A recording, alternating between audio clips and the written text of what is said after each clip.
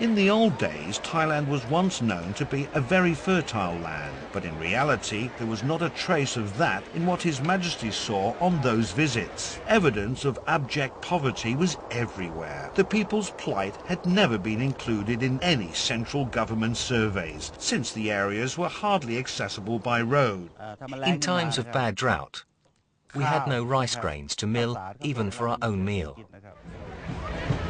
His Majesty said once that we were to return the people's affection by our deeds rather than words. By all means, the cause of their sufferings must be tackled. His Majesty came to the conclusion that going places to hand out blankets and clothing to them was comparable to an attempt to fill an ocean.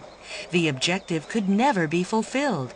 It would be better, he said, for us to see them in person, to inquire through our talking with them and establish where the root cause of their ills lay, why they did not have enough to eat, why rice planting came to zero harvest.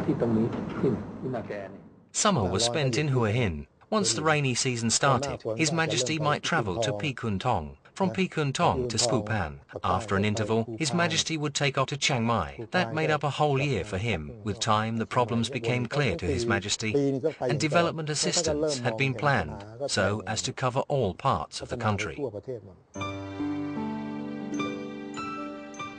During General Prem Din Sulanon's premiership, more than 2 decades later, the government made it a point to help ease His Majesty's burden by accompanying His Majesty on his working trips and working to assist the poor on a more concrete and systematic basis.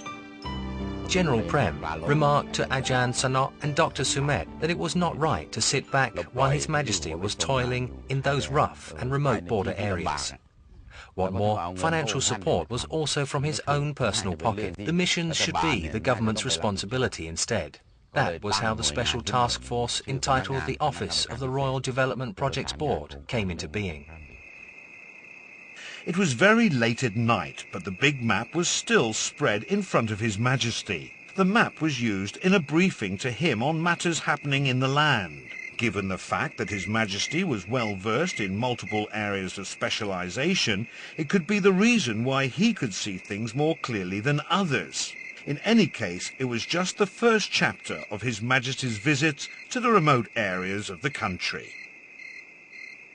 The map you see His Majesty carrying around with him on the trips is in fact the source of data bearing details pertaining to the conditions applying to each individual village in the kingdom, including its vicinity too. His Majesty could make analysis by just consulting his map. For His Majesty, who could envisage the condition along the routes he was to take, some roads were covered with dust during the dry season.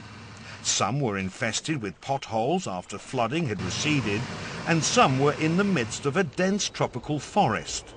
Nothing of the sort would deter him from taking his trips. The king had to wade through mud. Mud was on his shoes, inside his socks. He was determined to come. Really, those paths were tough, even for ox-drawn carts. Bumpy, covered with rocks, you know, and quite on a slant too. How his car could have negotiated that, I still wonder to this day. On the trips, he insisted on doing the driving himself, otherwise he would just walk. He said that was how one would have the feel of the place. His Majesty made a thorough analysis of the geographical features, altitude, depth, etc. His main philosophy is, whatever you plan or do must reflect the natural environment as well as geographical features applying there. Traveling by other means of transportation, such as by helicopter, His Majesty would review and revise his maps. He would be very displeased seeing members of his entourage asleep, saying flying by helicopter is a privilege. They should realize that official properties were in use, so falling asleep on it was not the way to optimize their services.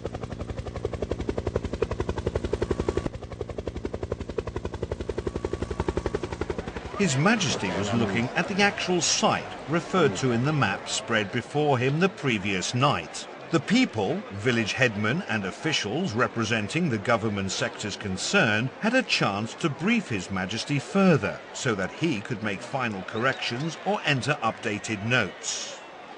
You see, they had been out for years. What he did was to inquire with the local people, pointing at the spot of his interest. He would ask whether this or that still existed, if any. He then scribbled some notes before handing them over to army personnel on duty for further actions.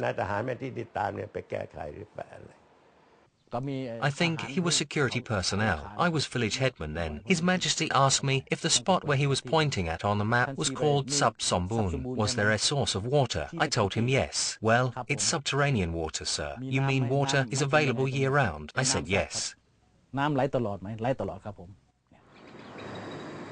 Development work must take account of the local environment in terms of the physical environment. For sociological environment, we mean certain characteristics which we cannot force people to change. We just go in and find out what the people really want and then fully explain to them.